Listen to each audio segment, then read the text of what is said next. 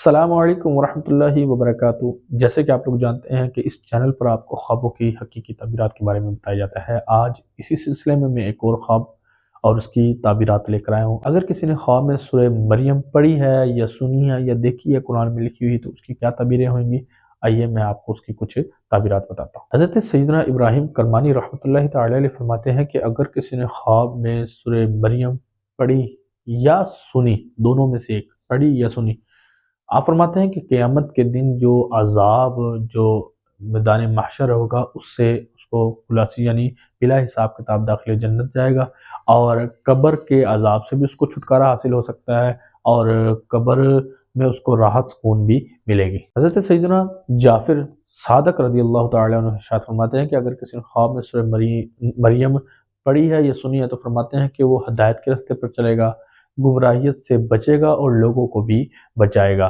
حضرت سیدنا ابراہیم کرمانی رحمۃ اللہ تعالی فرماتے ہیں کہ اگر کسی نے خواب میں سورہ مریم دیکھی ہے تو اس بات پر دلیل ہے کہ وہ بری نگاہ یعنی بری چیزوں کو دیکھنے سے رکے گا اور اچھی نگاہ کی طرف اس کا ذہن مائل ہوگا۔ تو یہ تھی خواب میں سورہ مریم پڑھنا، سننا یا دیکھنے کی کچھ تعبیرات۔ اگر اس حوالے سے آپ نے کوئی خواب دیکھی ہے اور آپ چاہتے ہیں کہ میں اس کی تعبیر جانوں تو مجھے کال کریں، میں ضرور آپ کو وقت ملنے پر اس کا جواب دوں گا، خواب کی تعبیر بتاؤں گا۔ شکریہ۔